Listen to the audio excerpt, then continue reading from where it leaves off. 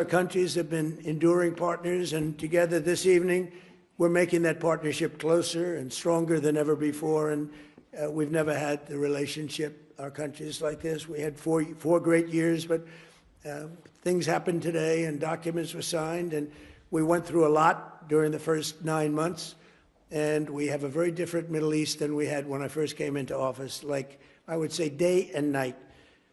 As I saw during my wonderful visit to the kingdom in May, with the Crown Prince's help, Saudi Arabia has made extraordinary strides and grown into an economic engine and really a modern-day miracle, an amazing transformation, and all for the good. This opening up of the new avenues of cooperation between the United States and Saudi Arabia is really unprecedented. And on that trip, Saudi Arabia announced that it will invest an incredible $600 billion. That means jobs. That means jobs. It's also good for your companies, but I'm only interested in the jobs for your country. I'm not interested in the profits, but I guess the profits are there too.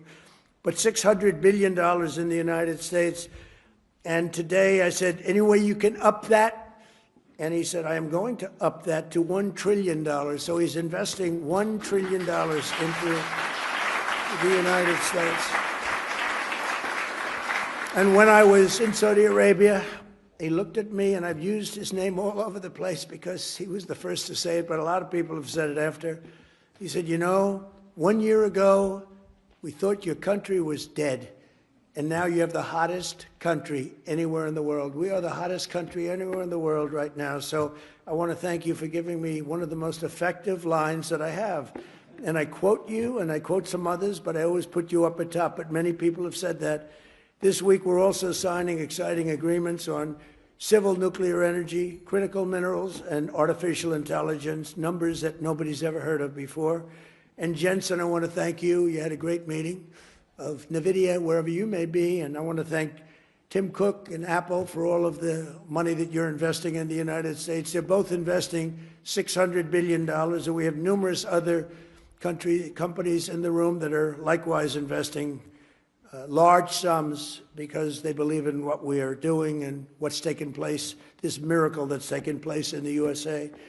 Together, these will come together. We're going to have support the many thousands of American jobs that have been created and help solidify the USA and the world leader. We're really now, by far, the world leader in technology, and nobody even questions it. Advanced manufacturing and other vital industries. They were saying 2-3 years ago, when the country was really losing business, not gaining business, that we'll never be manufacturers again, we'll never be doing any of these businesses again, that are coming back to us in record numbers. AI plants, but maybe even most importantly, in a sense, the auto plants. They're all pouring back into the United States. And I have to say, because of tariffs, I'll also say because of November 5th, the election. But because of the tariffs, they're coming back. We have the head of Ford, we have the head of General Motors in the room, and their stock has gone through the roof because what I did with tariffs last week on certain kinds of vehicles, I won't get into it. It's called mid-sized trucks and large trucks. So I wanted to get into it because their stock went through the roof, and they were very happy. They did not really a hell of a lot of work. I gave it to them at their request, and for that, they get a big fat salary. But more importantly, they create jobs all over the country. It's been amazing. And the business you've gotten in the midsize and the large trucks because of what we did with tariffs is incredible. It's incredible. So I congratulate both companies, and thank you both for being here very much.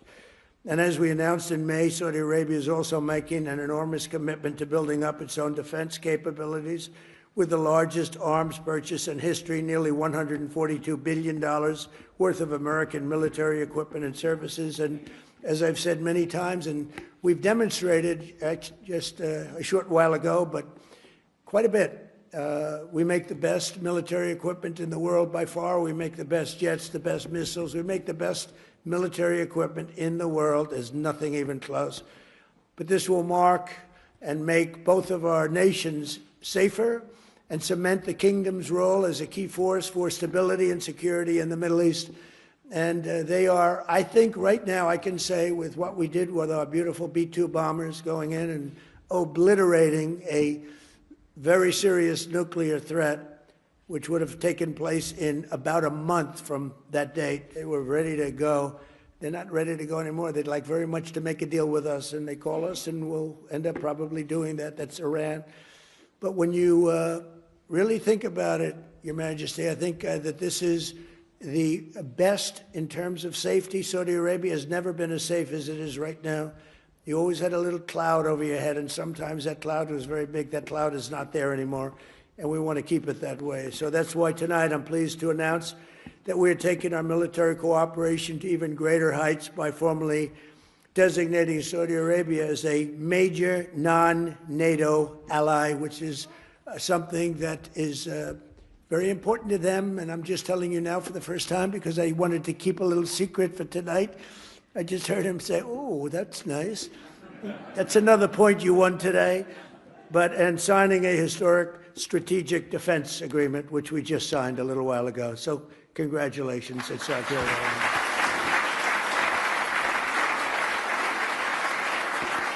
A stronger and more capable alliance will advance the interests of both countries, and it will serve the highest interest of peace, and we all share in peace, and we've never had and been so close to truly everlasting peace in the Middle East. All my life I've heard, oh, peace in the Middle East, but it'll never happen. We did it.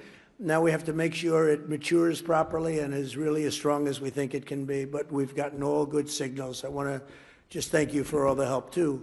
I want to thank the Crown Prince for the role he played in the transformational peace deal that was achieved last month, and so many of the other things that happened to end the war in Gaza. Gaza, while it looks a little bit messy, it has for many, many years, I will tell you, many decades, but it's getting very close to being perfected, and people are shocked. And even the great experts that have gone around criticizing badly every country and every president and everything, they were all saying that what's taking place in the Middle East is a miracle. They're just calling it a miracle, and we're going to make it a miracle, and we're very close to doing that. But as you know, all of the living hostages were returned to their families. We got all 20 out of 20. And likewise, this sounds terrible, but the parents of the dead people, young men, mostly young men, almost all young men, they wanted those bodies back as much as the parents of the living. The parents of the living would do anything to get their boy back, and they got him back. And the parents of the dead wanted them just as much. It almost seemed as though they wanted them more. And today, through the efforts of Steve Witkoff and Jared Kushner and Marco Rubio and everybody worked together. We worked so hard together. 2 more bodies were brought back, and we're up to almost the full count. I think we're too short right now, and a lot of work has been done by Hamas, and a lot of people said they wouldn't be doing that, but they did do it. And the bodies have been delivered to the families, to the mothers, to the fathers, and at least they can be in peace. It's amazing. It was a miserable period of time. We have 2 more to go, and I think we'll be getting them also. Not easy. That was not easy, not an easy situation. I've met with many of those parents, and what a time they've had. But we also want to thank all of the people living in Gaza, the residents of Gaza, and they've, as you know, begun to move back to their homes, and a lot more safety. They said today a lot more safety than they've ever had before. It was a rough neighborhood, to put it mildly, and a lot of progress has been made with respect to Gaza and just about everything else we touch. Just yesterday, the United Nations Security Council formally adopted my peace plan and officially endorsed the Board of Peace. This is a board like no other. It will have the heads of major countries, I think all of the major countries. I hope Your Highness will be on the board. You'll accept, I hope. But the Board of Peace will be something that's never even been thought of before. And it's covering Gaza, but it'll end up covering large portions of the world. And I was honored to be chosen the chair of that Board of Peace. And I think you'll see something that nobody's ever seen before in terms of the status of the board. There will never be a board like the board that we're going to be announcing. Everybody wants to be on the board, and It'll end up being quite a large board because it'll be the heads of every major country, and the United Nations passed it. I guess unanimously, you can say. China, which was against it, took a pass, didn't vote against it, and Russia, which was against it, didn't vote against it. So we appreciate it because one negative vote and it doesn't happen. So people were shocked to see that it was approved, and that was a great honor. It's a great honor for me, I will tell you. I think it's something like nobody's ever even imagined. So it's called the Board of Peace, and watch for it because it's going to do some fantastic things. And I know we're both deeply committed to an enduring ceasefire. It grows into the beautiful, lasting peace, and we've got things going at numbers and far ahead of schedule that nobody thought was possible. So, Your Royal Highness, just as my predecessors and so many of the people that you know and love from a long time ago, they bonded with the U.S. and Saudi relationship, which was forged 80 years ago. You and I are strengthening and renewing the alliance, I believe, to levels that were far greater than what they had even 80 years ago, frankly. And we pray that we will be celebrated by our own descendants some days for this incredible relationship that's been built between the United States of America and Saudi Arabia. Someday they maybe will talk about us as being two wonderful men. Forget about great. Wonderful is okay. But two wonderful men that did tremendous work for their countries, and that bond is very important. Our friendship and blessings to America, to the Kingdom of Saudi Arabia, and to the world stand out and will always stand out to me. So I look forward to working with you, and we'll be here for 3¼ years. For the Trump, that's like an eternity.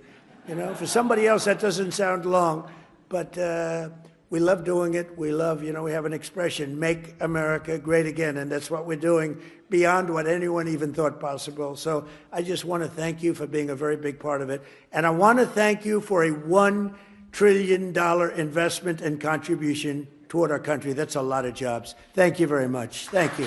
Please.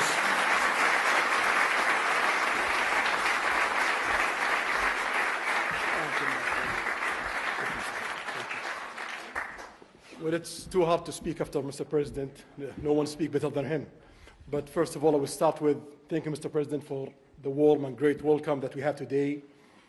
We feel home, and this relation started around close to 9 decades ago with Roosevelt and King Abdulaziz, who established the modern Saudi Arabia.